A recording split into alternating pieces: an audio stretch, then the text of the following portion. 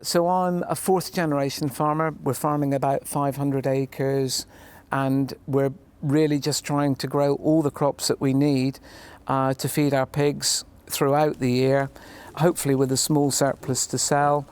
And also within that rotation, we're trying to grow the herbal lays to rotate around the arable fields, to rest them, build the fertility, and just keep sheep on the farm all year round. Our farm followed a really typical pattern, I would say, of mixed farms in Cornwall. Up until about the 70s, that would be in the third generation of the family, we had 4 or 5 different enterprises going on the farm. If one sector crashed, hopefully you'd always have 1 or 2 that were making some money, and it was a really kind of resilient model. When cheap food policies really started to filter through, we had to become much more efficient, produce the food for less. So all farms were really sort of forced to focus on what they were best at. For us, that was pigs and growing crops, and that's what we did. And then we just really got on this treadmill of having to try and produce pork for a lower and lower cost per kilo. And we never really achieved success following that model.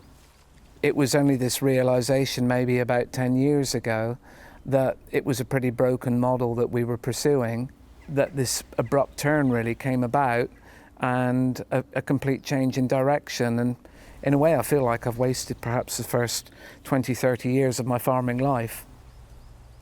It's great to be part of it. You feel like you're part of the planet. You go out and you see those bees, you see the wildlife, and you feel part of it. And that's so much better for us now. We were using as an industry 16% more chemical every year. When I discovered the long-term impacts that the chemicals that we were using were having on our soil health, which at that time we relied on very heavily, and we immediately made some really sweeping fundamental changes. For us, it seemed like a reversion to using the plough again, because to me, the damage caused by the plough was certainly a lot less than the damage to the soil and actually our own health. We've never really looked back, but it's hard not to be too evangelical about it because it's something that kind of we really believe in. Everything is in-house. We grow the crops for the pigs. The straw that they lie on is grown here. Everything's done here. Everything, and it's great, and they're all sold locally. It's all secular, isn't it? The whole farm is. It's all to do with balance, and it's all to do with the seasons. It all comes round, and it's all just a natural way of living, really. Nowadays, it's labelled as regenerative, but really, it's just a return to old-fashioned farming. It's taking your focus away from output and just thinking more about better environmental outcomes, better animal welfare outcomes, reconnection with local customers, trying to reduce the big bills that farms have to pay for things like fertilizers, sprays, feed.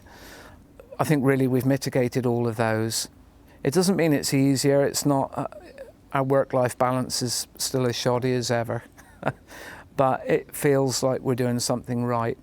And I've never found it easier to pay my bills because there aren't so many of them.